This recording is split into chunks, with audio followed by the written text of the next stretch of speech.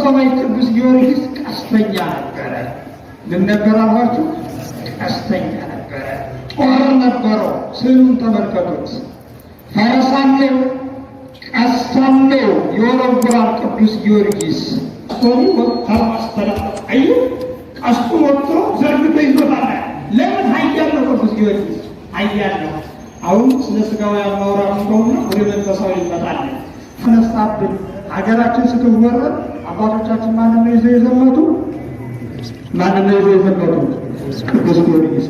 ቅዱስ ጊዮርጊስ ኢትዮጵያ ልትመካ ይገባታል። በኢኮዊ ቦታ መካነ ዘሮሚ ወበወዲ ቦታ አደው ከስጋውያን ነገስታት ቢሉ እንደናፄ ቴዎድሮስ ያሉትን ጀግና ጀግናዎችን ወልዳለች። እንደናፄ ሚኒሊክ ያሉትን ጀግና ጀግናዎችን ወልዳለች። ከሊቃውንት ቢሉ እንደነ ቅዱስ ያሬድ ያሉትን እንደነ አባ ጊዮርጊስ ዘጋስጫ ያሉትን እንደ ሌሎችም ባለቅኔዎች ያሉትን ወልዳለችና ኢትዮጵያ ልትመካ ይገባታል። ከጳጳሳት እንዲፈልጉ አምጣነ ጳውሊ ዘተርዘው አሉት። ያን ጊዜ በዘመኑ የነበሩት ካቶሊክ አቡነ ጳውሎስ ነበሩ። አዎ በእንግሊዘኛ አስተምረው ፈረንጆችን ወደ እኛ ሃይማኖት የሚማርኩ ወደ ኢትዮጵያ የሚስቡ አንደበተ ርቱዕ የሆኑትን ወልዳለችና ልትመካ ይገባታል። ቅዱስ ጳውሎስ ግን ቀስት የተባለው ወደሱ ሰይፍ በመንፈስ ቅዱስ ዘውእቱ ቃለ እግዚአብሔር ቀስት የተባለ የእግዚአብሔር ቃል ነው። የማን ቃል ነው? ቀስት የተባለ የእግዚአብሔር ቃል ነው። ቀስት ምን ያደርጋል? ቢወረውሩት ይወረወራል። ከኔ ጋር ናችሁ? ቢወረውሩት ይወረወራል። የእግዚአብሔር ቃል የእግዚአብሔር ቃል አሁንም ይወረወራል።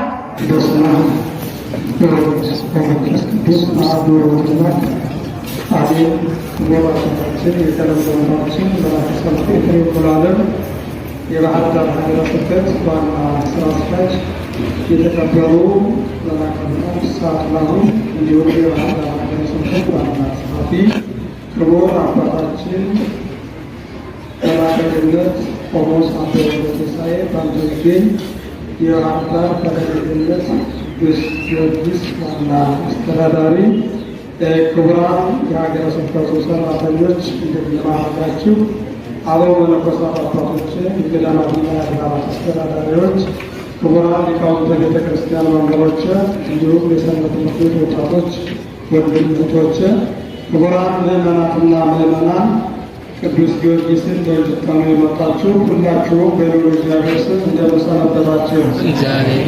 እንደምን አደራችሁ? እንደምን አረፈዳችሁ?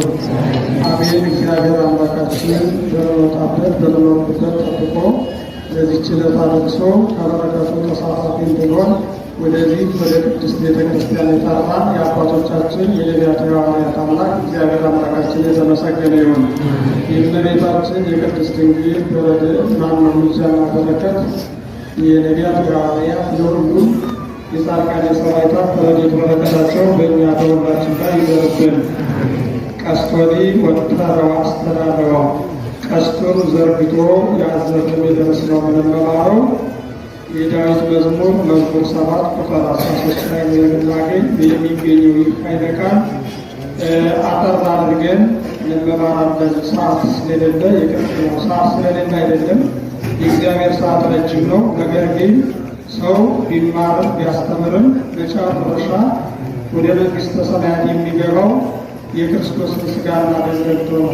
ሥጋዬን የበላ ደሜን የጠጣ የዘላለም ሕይወት አለው ብሎ እንደተናገረው ሁሉም ሰው ወደ መንግሥተ እግዚአብሔር የሚገባው መጀመሪያ ያምናል፣ ይጠመቃል። በመጨረሻው ግን በሥጋው ደሙ የሚታተመውና ወደዚያ ስለምንሄድ ነው።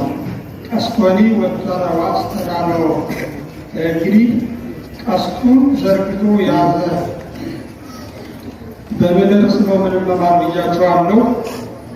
በዓሉን አስመልክቶ ጠቅለል የሚያደርግልን ርዕስ ሊሆን ይችላል ብዬ አስባለሁ። እንዳያያዝ ነው። በነገራችን ላይ ሁላችንም እንደምናውቀው እግዚአብሔር አምላካችን ነቢያትን ሲመርጥ፣ ሐዋርያትንም ሲመርጥ፣ ሊቃውንትንም ሲመርጥ እንዲሁም ደግሞ ሰማዕታትንም ሲመርጥ ምልክት እንደያዙ ነው የሚመርጣቸው። ያ ማለት ምን ማለት ነው?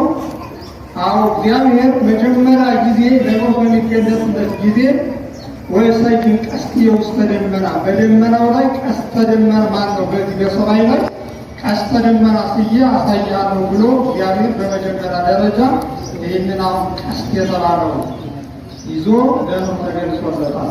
ያ ማለት ምን ማለት ነው? እግዚአብሔር መሐሪ ነው። ኖህን ይቅር ባለው ጊዜ ኖህን ይቅር ባለው ጊዜ እግዚአብሔር ለመጀመሪያ ጊዜ ቀስተ ደመና ነው ይዞ የታየው። ወይም ደግሞ በዚህ በምናየው በሰፊው ሰማይ ላይ የቀስተ ደመና ምልክት ነው ያሳየው። ለማን? ለኖህ። ያ ማለት ምን ማለት ነው? ከኖህ በፊት የነበሩ ሰዎች በደሉ።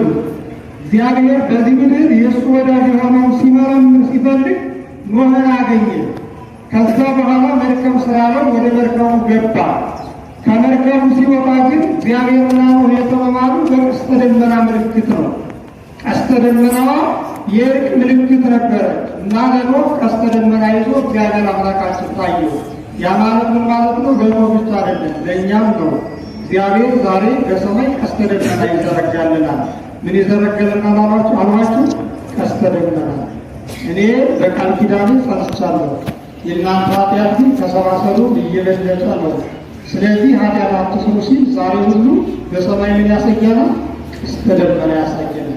ስለዚህ እግዚአብሔር አምላካችን በቀስተኛ ተመስሏል።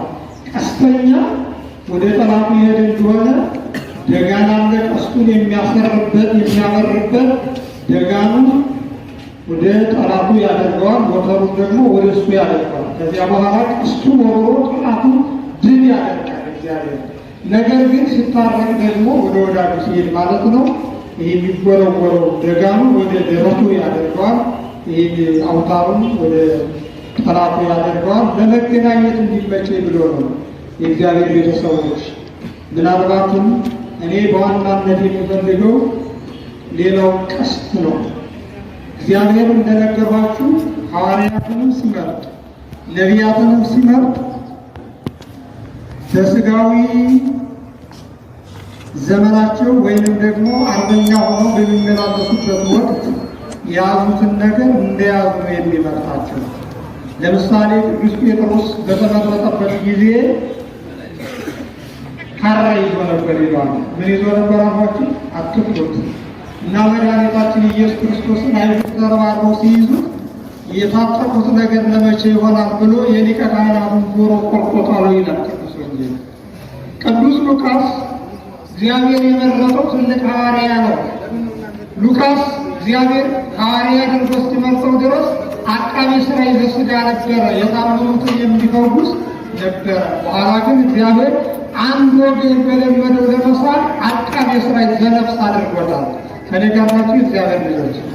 ቅዱስ ጳውሎስ ሰይፍ ይዞ ይዞር ነበረ። በኋላ ሰይፉን እንደያዘ ወደዚህ ወደ ቤተ ክርስቲያን መጥቷል። ማን? መድኃኒታችን ኢየሱስ ክርስቶስ። ከኔ ጋር ናችሁ? አሁን ትልቁ ሰማይ ቅዱስ ጊዮርጊስ ቀስተኛ ነበረ። ምን ነበር አሏችሁ? ቀስተኛ ነበረ።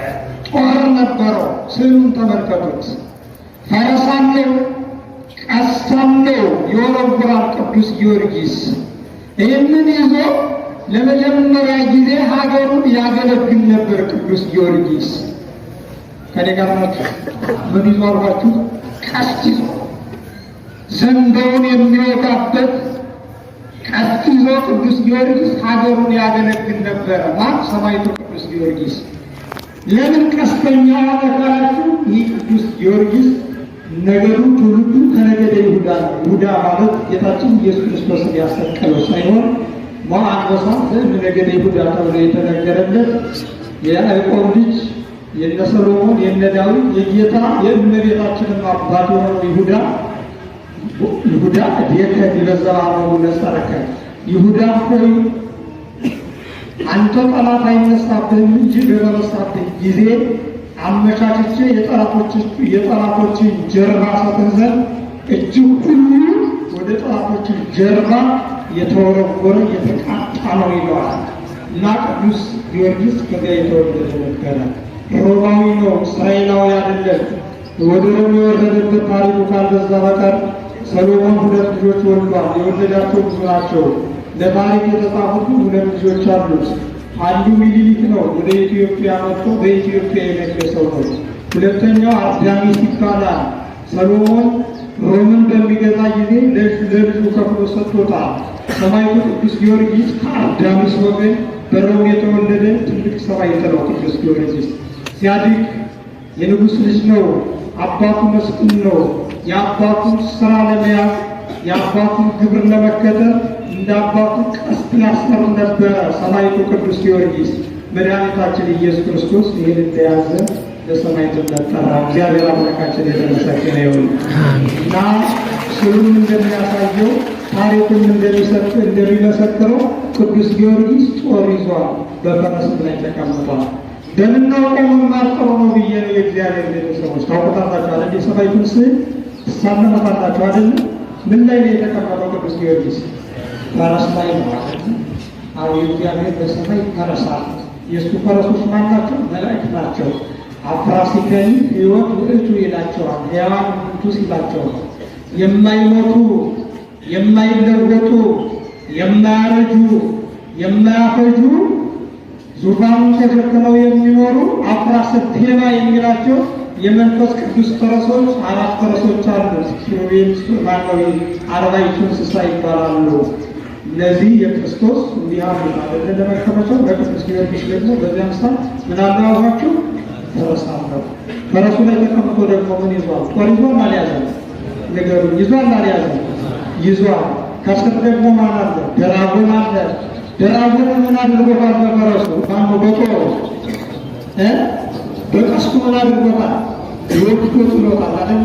ከዚያ ደግሞ ዛፍ አለ። ከዛፉ ላይ ደግሞ የታሰረች ምን ትታያለች? አንዲት ትታያለች። አያችሁ? እኔ አሁን ቀስቶኒ ወተረባ አስተዳናው ብዬ ጠቀሱት ቅዱስ ጊዮርጊስ ነው።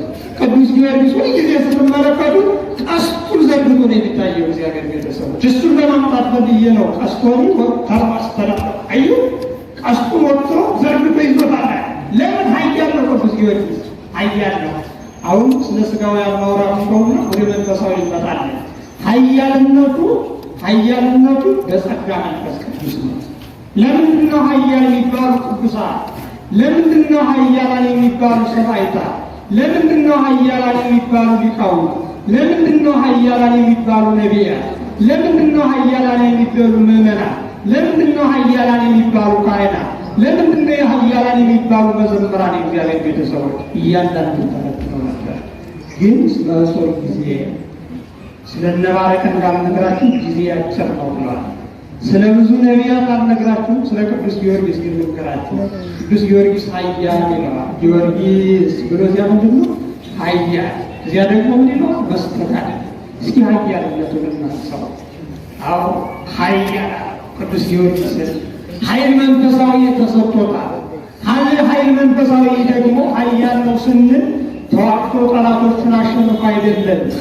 አዎ ተዋግቶ ጠላቶችን አሸንፏል። ግን ረቂቃን አጋንንትን ስለሚያሸንፉ ቅዱሳን ኃያላን ይላቸዋል። ምን ይላቸዋል አልኋቸው? ምን ይላቸዋል? በእናና ኃያላን ምንን ስለሚያሸንፉ? አጋንንትን። ሰው በጉልበት ታላቁን ቢደበድብ ነገር ሊደበደብ ይችላል። የቅዱሳን ኃይል ግን ረቂቃን አጋንንትን በማሸነፍ ነው። ማንም በማሸነፍ አልኋቸው? ረቂቃን ኃያላን ማነው? አጋንንቱ። በእውነት የእግዚአብሔር ቤተሰቦች ምዕመናንና ምዕመናት እኛ በዓይን ከምናያቸው ሸሽተን ልናመልጥ እንችላለን። ነገር ግን በረቂቅ ከሚመጡ እግዚአብሔር አምላካችን ይጠብቀን። ቅዱስ ጊዮርጊስ ያድነን።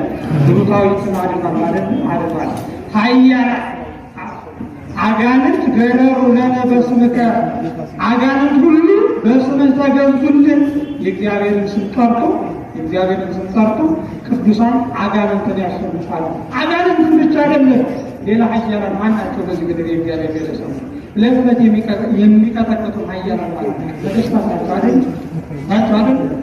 አዎ ዕለት ዕለት ዓለምን የሚቀጠቅጡ ዕለት ዕለት ሕዝብን የሚያሳቅቁ ኃያላን የሚባሉ ነገስታት ናቸው። ቅዱስ ጊዮርጊስ ግን 70 ነገስታትን ድል ነስቷቸዋል። እግዚአብሔር አምላካችን የተመሰገነ ይሁን። 70 ነገስታት አንበርክቷቸዋል፣ አስፈግዷቸዋል። ስለዚህ በዚህ ቅዱስ ጊዮርጊስ ምን ይባላል? ጊዮርጊስ ኃያል ይባላል። ዛሬ እንኳን የፈለጉት ቅዱስ ጊዮርጊስ ኃያል ነው። ነገር ግን ቀስት የሚለውን ደግሞ የሰማዕታት ቀስታቸው አንዱ ነገር ሃይማኖት ነው። ቀስታቸው ምን ነው አልኳችሁ? ሃይማኖት ነው። የእግዚአብሔር ቤተሰቦች ቀስታቸው ማን አልኳችሁ? ሃይማኖት ነው። ሃይማኖት ነው። ቅዱስ ጊዮርጊስ የቅዱስ ጊዮርጊስ ቀስት ዛሬ ላይ ምንድን ነው ካላችሁ? ሃይማኖቱ ናት። ምኑ ናት አላችሁ? ሃይማኖቱ ናት። እኛም በቀስት የምትመሰል ሃይማኖት ካለችን ቅዱስ ጊዮርጊስ ሁሉም ነገር ያድነናል። ደግሞም አድኖናል። በአድዋ ጊዜ ማንን ነው ይዘን የዘመተን ከተባለ ቅዱስ ጊዮርጊስ ነው። ጊዮርጊስ ነው ይዘን የዘመተን። ጠላት ሲነሳብን ሀገራችን ስትወረድ አባቶቻችን ማንን ነው ይዘው የዘመቱ? ማንን ነው ይዘው የዘመቱ? ቅዱስ ጊዮርጊስን። ቅዱስ ጊዮርጊስን። አዎ ቀስት አንዳንድ ጊዜ ሃይማኖት ነው። ቀስት ሃይማኖት ተብሎ ይተረጎማል በቤተ ክርስቲያን። እንኳን እንደው ዛሬ ሌላ ብሉይ ሐዲስ ከመጥቀስ ቀረብ ያለ አንድ ጥቅስ ላምጣላችሁ። ቀስቶኒ ወተረ ወአስተዳለወ ከሚለው ጋር የተያያዘ አንድ ሃይማኖታዊ ነገር ልንገራችሁ። አንድ ባለቅኔ ቀስተ ሃይማኖቱ ወተረ ወአስተዳለወ ወሀቤሁ ባዕዳን እፄወ ብለውታል። እስኪያን ጊዜ ቀስተ ሃይማኖቱ ወተረ ወአስተዳለወ ወሀቤሁ ባዕዳን እፄወ አለ። ቀስት የተባለ የእሱ ሃይማኖት ነው። ታላቅ አርበኛ በቀስቱ እንደሚማርክ ሁሉ ቅዱስ ጊዮርጊስም በሃይማኖቱ ብዙዎችን ማርኳቸዋል። ምን አድርጎ? አመነ በአምላከ ቅዱስ ጊዮርጊስ። አያችሁ፣ በጣዖት ቤት የተሰበሰቡት አጵሎንን የሚያመልኩት ሁሉ ሰማዕቱ ቅዱስ ጊዮርጊስ እያስተማረ ሲሄድ ሰማዕቱ ቅዱስ ጊዮርጊስ ወደ ቤተ ጣዖት ሲገባ ጣዖቱ ይገለባበጣል። ያኔ ቅዱስ ጊዮርጊስ ፊቱ ላይ ብርሃን ተስሎበት ያዩታል እንደ ሙሴ። በቤተ ጣዖት የሚሰግዱት ሁሉ የጣዖታችንን የሚገለባበት ማን ነው ብለው ሲጠይቁ ሰማዕቱ ቅዱስ ጊዮርጊስ እንደሆነ ተነገራቸው። አመነ በአምላከ ቅዱስ ጊዮርጊስ። ካሁን በኋላ ከቅዱስ ጊዮርጊስ አምላክ በቀር ሌላ አምላክ የለም፣ በቅዱስ ጊዮርጊስ ሃይማኖት አምነናል ብለው በእሱ ሃይማኖት የተሳቡ ወሀቤሁ ባዕዳን እፄወ። ባዕዳን የተባሉ አሕዛብ ናቸው፣ ባዕድ ናቸው። እነሱ ጣዖት ያመልካሉ፣ እንጨት ጠርበው ያመልካሉ። የማይሰሙትን የማይናገሩትን ለሃይማኖት ባዕዳን ነበሩ። እነሱ ምን አለ ማረካቸው። አዎ የእኛ ሰው ሃይማኖተኛ ነው። የእግዚአብሔር ቤተሰቦች ሃይማኖተኛ ነው። ይህንን ቅኔ ሊቀ ሊቃውንት የሁላችን መምህር የተያደርጋቸው ያደረጉት ጀምሬ ላምጣውና ብንዳስሰው ጥሩ ነው። ከሀገራችን ከኢትዮጵያ ጋር እያያዘ አንዳንዴ ታሪክን ማወቅ ጥሩ ስለሆነ ማምጣት ስለፈለጉ ነው። የኔታ ለዕለታት አንድ ቀን ወይም በአንድ ዘመን አዲስ አበባ ሄደው ዋናው ትልቅ ደብረ አላላይ ጊዮርጊስ ለማገልገል እዛ ተቀምጠው ነበር። በኋላ ግን ከ800 ብር 800 ተማሪ ይሻለኛል ብለው ያኔ 800 ብር በጣም ትልቅ ነበረ። ያንን ትተው መጥተው እስካሁን በማስተማር ያሉ ናቸው። እና ጃን ሜዳ ላይ ቀን የተሰጠው መብቱ ትትመካ ኢትዮጵያ እመተአምሮ ሕያው ሕያው አምላክን የምታምን ኢትዮጵያ ልትመካ ይገባታል። በኢኮኖሚዎታ መካነ ዘሮሜ ወወሊዶታ እደው ጀግና ጀግናዎችን በመውለዷል። እንደ ሮሜም መካን ባለመሆኗ እንደ ኢጣሊያ መካን ባለመሆኗ ኢትዮጵያ ልትመካ ይገባታል። በኢኮኖሚዎታ መካነ ዘሮሜ ወወሊዶታ እደው ከስጋውያን ነገስታት ቢሉ እንደናፄ ቴዎድሮስ ያሉትን ጀግና ጀግናዎችን ወልዳለች። እና እንደናፄ ሚኒሊክ ያሉትን ጀግና ጀግናዎችን ወልዳለች። ከሊቃውንት ቢሉ እንደነ ቅዱስ ያሬድ ያሉትን እንደነ አባ ጊዮርጊስ ዘጋስጫ ያሉትን እንደ ሌሎችም ባለቅኔዎች ያሉትን ወልዳለችና ኢትዮጵያ ልትመካ ይገባታል። ከጳጳሳት እንዲፈልጉ አምጣነ ጳውሊ ዘተወርዘው አሉት። ያን ጊዜ በዘመኑ የነበሩ ካቶሊክ አቡነ ጳውሎስ ነበሩ። አዎ በእንግሊዘኛ አስተምረው ፈረንጆችን ወደ እኛ ሃይማኖት የሚማርኩ ወደ ኢትዮጵያ የሚስቡ አንደበተ ርቱዕ የሆኑትን ወልዳለችና ልትመካ ይገባታል። እዛ በኋላ ቀስተ ሃይማኖቱ ወተረ ወአስተዳለወ ወሀቤሁ ባዕዳን እፄወ። ስለዚህ እንግዲህ ሊቅ ሲባል የግድ እኮ የሞቱ ማለት አይደለም። ዮሐንስ ቃውንትን ማንሳት ይገባል አይደል? እኔ ጋር የእግዚአብሔር ቤተሰቦች የኔ ንግግር እንደማይገባችሁ ሰምቻለሁ፣ እንደማይገባችሁ አውቃለሁ። ታምር ሲወጣ ባታስተምር እንደምትሉ ይገባኛል። ያው ፊቴና የአነጋገር ትንሽ ክፉ ሳይሆን አይቀርም እና ጳውሎስን እኮ እንዲያምተውታል እንደው አለባበሱ ከባድ፣ አነጋገሩ ከባድ ይለውታል። ከሄደታት አንጥቀን ተሰብስቦ እና እንግዲህ ቀስት የተባለው ውስጣቸው ምን ብለው ተርጉመውታል ከተባለ ሃይማኖት ብለውታል። ሃይማኖት ብለውታል። ስለዚህ እነዚህ መጽሐፍ አደገናያዝ ይገባል አይገባል? ሊቃውንቱ ለሊቃውንቱ ይገባል አይደል? ይገባል አይደል? ስለዚህ ቀስቷን የወተረው አስተዳደሩ የጌታ ነው ብሎ ተርጉመውታል። ሃይማኖት ብሎ ተርጉመውታል። እጨርሳለሁ። ቅዱስ ጳውሎስ ግን ቀስት የተባለው ወንሱ ሰይፈ ዘመንፈስ ቅዱስ ዘውእቱ ቃለ እግዚአብሔር፣ ቀስት የተባለ የእግዚአብሔር ቃል ነው። የማን ቃል ነው? ቀስት የተባለ የእግዚአብሔር ቃል ነው። ቀስት ምን ያደርጋል? ቢወረውሩት ይወረወራል። ከኔ ጋር ናችሁ?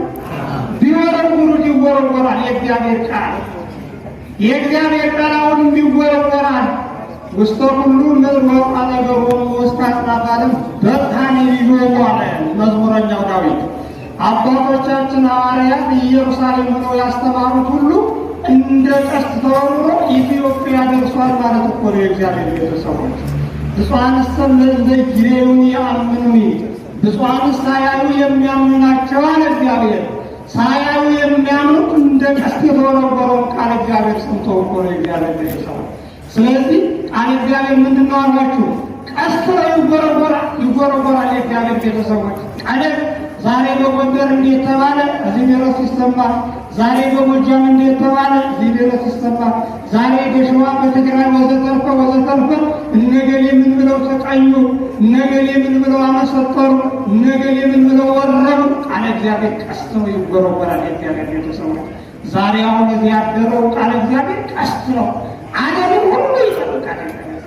እዚህ ፈለገ ገነት ቅዱስ ጊዮርጊስ የተባለው ቃል እግዚአብሔር የተደረሰው ጸሎት ምንድን ነው አልኳችሁ? ቀስት ነው።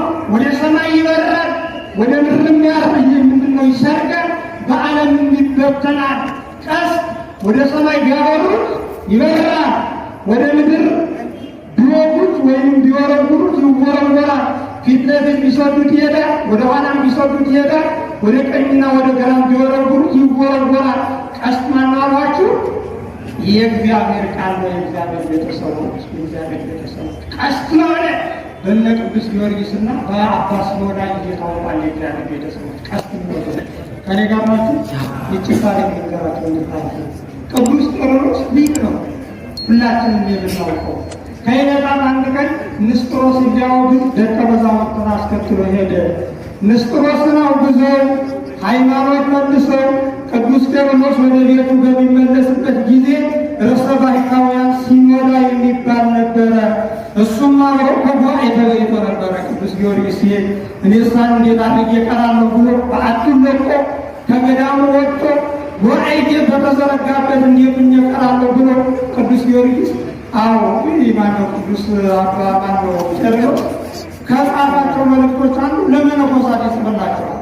ለማን ይጽፍላቸዋል አልኳቸው? በገዳም ላሉ መነኮሳት ይጽፍላቸዋል። ብቻቸውን ባሪ ናቸው፣ ይጽናኑበታል። ምዕመናን እየሄዱ ይጠይቁታል፣ ያስተምሩበታል ብሎ ይጽፍላቸው ነበር እና ከጻፈው መልእክት አንዱ ለዚህ ለሲኖዳ ጽፎለት ነበረ። የጻፈለት ምንድን ነው? አሁን ንስጥሮስ በመናፍቅነት ተነስቷል፣ እሱን ማውገዝ ይሄዳለሁ ብሎ በገዳማት ላሉ መነኮሳት ሁሉ ጻፈላቸው። የእኛ ሲኖዶስ በነነዌ እንዳደረገው በነነዌ ዘመን እንዳደረገው ሲኖዶሱ ተናውጧል። ቤተ ክርስቲያን ተደፍራለች። በቤተ ክርስቲያኑ በየገዳማቱ ጸልዩ ብለው አባቶቻችን እንደላኩ ሁሉ ቅዱስ ጊዮርጊስም ማነው ቅዱስ ቄርሎስም ያን ጊዜ ለሲኖዳ ጽፎለት ነበር። አባቴ ንስጥሮስን ልከራከር ሄዳለሁና በጸሎት አትርሳይ ብሎ አግዘኝ ብሎ የሃይማኖት ጉዳይ ነውና አትርሳይ ብሎ ጽፎለት ነበረ። እሱ ግን እንዴት ይህንን ሰምቼ በዓቴን ዘግቼ እኖራለሁ ብሎ መንገድ ጀመረ። የሚለብሰው ተራ ልብስ ነው፣ በላይነዋ ቆርጦ ነው የታጠቀው፣ ቆዳ ነው ያገለደመው። ማንም የሚያውቀው የለም፣ ደቀ መዛሙርቱም የሉት። ከጉባኤው ደረሰ፣ ያስገባው አጣ። በአጠገቡ ሲጸልይ ሰነበተ። በመጨረሻ እነ ቅዱስ ቄርሎስ ንስጥሮስን ረድተው ወደ ሀገራቸው በሚመለሱ ጊዜ ቀለም መጠየቅ ፈለገ፣ ሻተ። እስቲ ከዚህ ከሊቁ ከቅዱስ ቄርሎስ አንዳንድ ቃለ እግዚአብሔር እንረዳና ወደ ቅዱስ ቄርሎስ ቀረበ። ነገር ግን ቅዱስ ቄርሎስ ወደ ሀገሩ ሲመለስ በመርከብ ነበር የተመለሰው። በምንድን ነው የተመለሰው አልኳችሁ? በመርከብ ነበር የተመለሰው። በመርከብ ነበር የተመለሰው። ይህ ባይታዊ ከነ ቆሮንቶስ ወደ መርከብ ገባለሁ ሲል እንዴት ከሊቀ ጳጳሱ ጋር አብረህ ትቀመጣለህ ብለው ደቀ መዛሙርቱ ከለከሉት። የበቃ ነውና ደመና ጠቅሶ እነሱ በባህር ላይ በመርከብ ሲሄዱ እሱ ደግሞ በደመና እየተንሳፈፈ ለመርከባቸው ጥላ ሆናቸው፣ ፀሐይ እንዳይመታቸው። እግዚአብሔር አምላካችን የተመሰገነ ይሁን።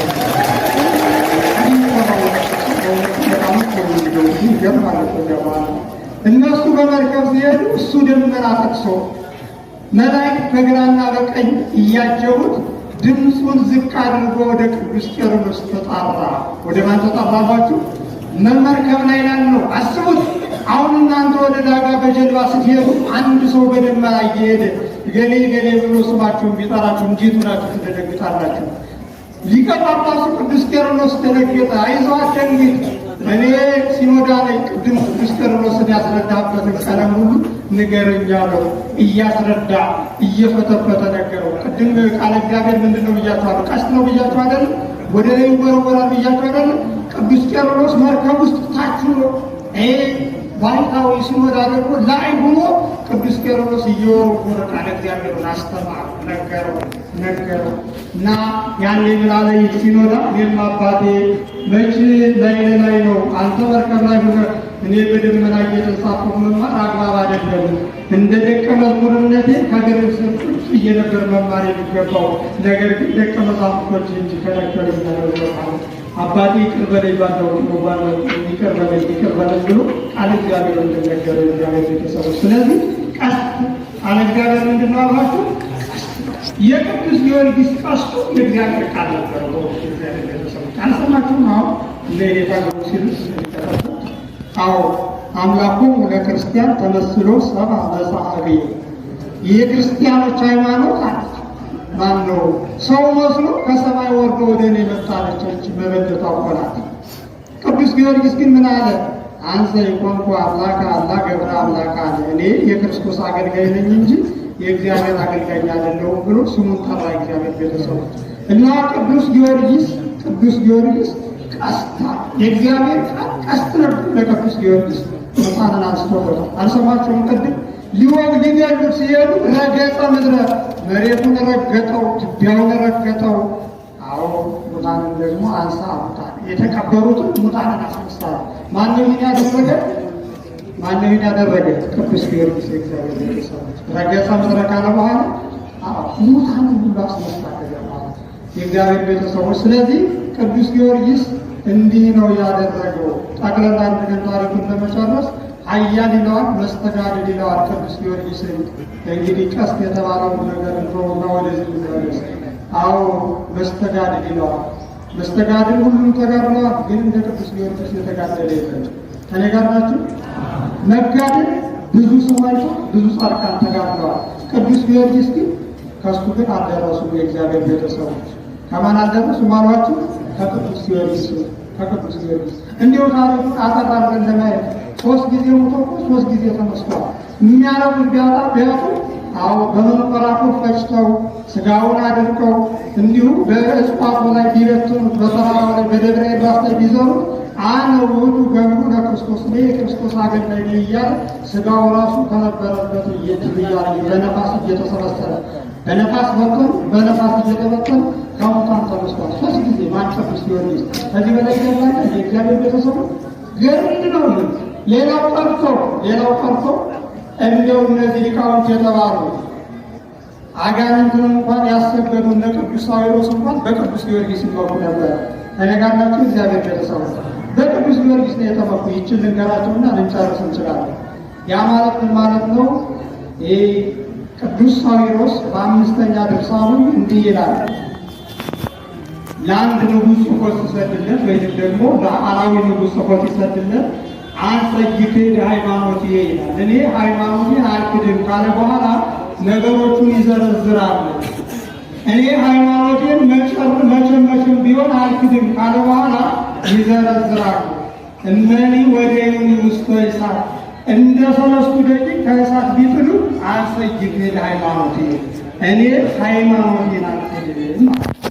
አንድ ወእነኒ ወረውኒ መጠውኒ ለአናብስት እንደ ዳንኤል ለአንበሳ አሳልፈው ቢሰጡኝ ይልቁንም እንደ አግናጤዎስ ምጡን አንበሳ ለለማዳ አናብስት ቢሰጡኝ አንሰግድ ሃይማኖቴ እኔ ሃይማኖቴን አልክድም።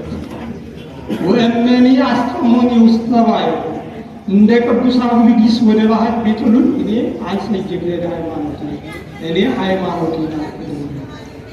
ወእነኒ መተሩ መለያልየ አጥቃጥቄን እንደ ቶማስ ዘበራስ ቢቆራረጡኝ እንኳን እኔ ሃይማኖቴን አልክድም አለና ሲያጠቃልል እንዲህ አለ። እንደ አትናቴዎስ ከመንበሬ አስወጥቶ ቢሰዱኝ ሊቀ ጳጳስ ነበረ።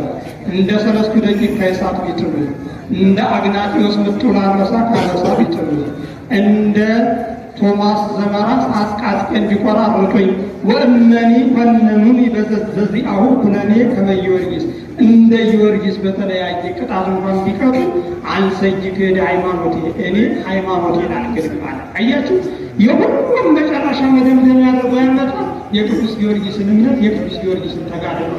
አዎ ባህር ቢጥሉኝ አለ፣ ወደ አንበሳ ቢወረውሩኝ አለ፣ ከሀገር አስወጥተው ቢሰዱኝ አለ፣ አጥቃቄን ቢቆርጡኝ አለ። ይህ ሁሉ አንዳንድ ነው መከራ የተቀበሉ። ቅዱስ ጊዮርጊስ ግን ጸዋትወ መከራ ተፈራርቶበታል እና እንደ ቅዱስ ጊዮርጊስ ልዩ ልዩ የሆነ መከራ ቢያመጡብኝ አንሰግድ ሃይማኖቴ እኔ ሃይማኖቴን አልክድም አለ። ማነው ይህንን ያለ? ሳዊሮስ የሚባለው የአንጾኪያ ሊቅ ነው። ሊቃውንተ ቤተክርስቲያን ታውቁታላችሁ። አይናማ ሊቃውንት ተብለው ከሚጠቀሱት ቄርሎስና ሳዊሮስ ምንጊዜም ለድርድር አይገቡም። እሱ እንኳን በማን ተመካሏችሁ? በቅዱስ ጊዮርጊስ ሃይማኖት የእግዚአብሔር ቤተሰቦች። ስለዚህ ቅዱስ ጊዮርጊስ እንግዲህ ሁላችንም እንደምናውቀው ዱድያኖስ ጋር ነው የታገለው። ዱድያኖስ ገናና ንጉሥ ነው። ብዙ ጣዖታት አሉት፣ ብዙ አማልክት አሉት ራሱ የሚያመልካቸው። እነዚህ ሁሉ እንዲያመልክ ቅዱስ ጊዮርጊስን በገንዘብ አባብሎታል። በጠንቋይ ሊያስገድለው አስፈትኖታል። መርዝ አጠጥቶታል። ይህን ሁሉ አድርጎ ግን ቅዱስ ጊዮርጊስን ማሸነፍ አልቻለም የእግዚአብሔር ቤተሰብ።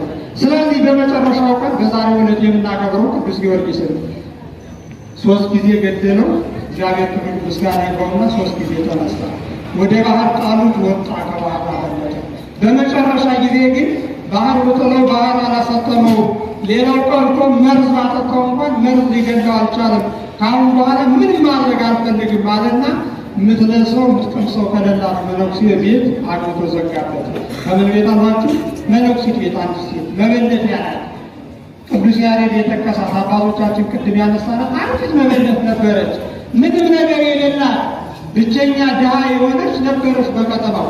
መበለት ብቻ አይደለም፣ ይህ ምንድን ነው? ታማሚ ልጅ ነበራት። ጆሮ የማይሰማ ዓይኑ የማያይ እግሮቹ የማይንቀሳቀሱ አጠቃላይ ሽባ ሆኖ አዝላው የምትንቀሳቀስ አቅፋው የምትተኛ እሷ የምታበላው እሷ የምታጎርሰው አንድ የምታሳድገው ልጅ ነበራት። ወደዚያ ቤት አምጥተው ከምሰሶ ጋር አሰሩት። ከምኑ ጋር አሰሩት አልኳችሁ?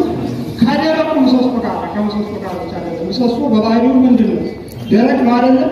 ከደረቅ ምሰሶ ጋር አሰሩት። ምን ለምን? አሁን በኋላ ረሃብ ይግደለው ብሎ ያኔ ነው እንግዳ መስሏ መበለቷ ልታስተናግደው አሰበች። ነገር ግን ምንም ነገር የላትም። እንዳላመላት ለእኔም የለኝም፣ እንዳላስተኛ አዎ እንደ ቆፍ እንደ ምሰሶ አድርጎ አስረውሃል። ዋና ሰጥ ልጆች ሁሉ ታስረዋል። ምን ላድርግልህ ብላ ቅዱስ ጊዮርጊስን ጠየቀችው። ምንም ማድረጋችን ማለትና ቅዱስ ጊዮርጊስ ቤቷን በበረከት ሞላላት። እግዚአብሔር አምላካችን የተመሰገነ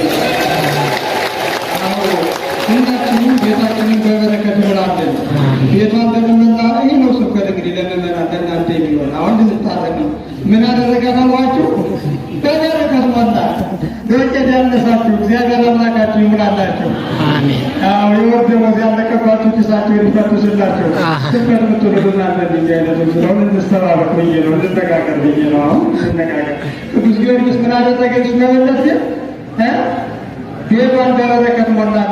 ሳቃት አድርጉት። የሁላችንም ቤት በበረከት ሙላለን። አሜን። ዛሬ ይገርማችኋል። በባለፈው እንዲሁ የመንግስት ሰራተኛው ፊልድ ይሄዳል ይሄዳል ብሎ አበል እየያዘ እንዲሁ ውስጡ ይገርማችኋል። በቁር ላይ የሚያመር ብዙ ነበር። ይገርማችኋል የመንግስት ሰራተኛ አሁን እንኳን ፊልድ ለመርገጥ ቀርቶ ተሳርጎ መምጣት ራሱ ገዳም ደርሶ መምጣት አስቸገረ እና ሰው ሁሉ ምን ብሏል?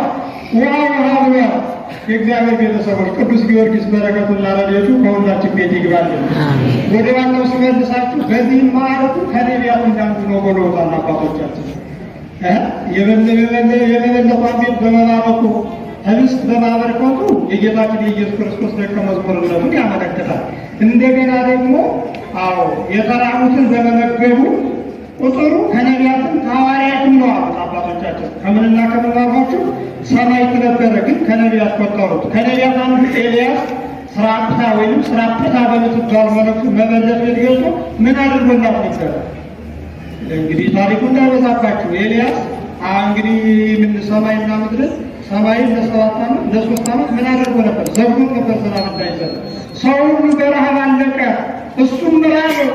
አንዲት መበለት አለች፣ እሷ ትመግባለች ተብሎ ሄደ። እንጨት ስትለቃቅም አገኛት።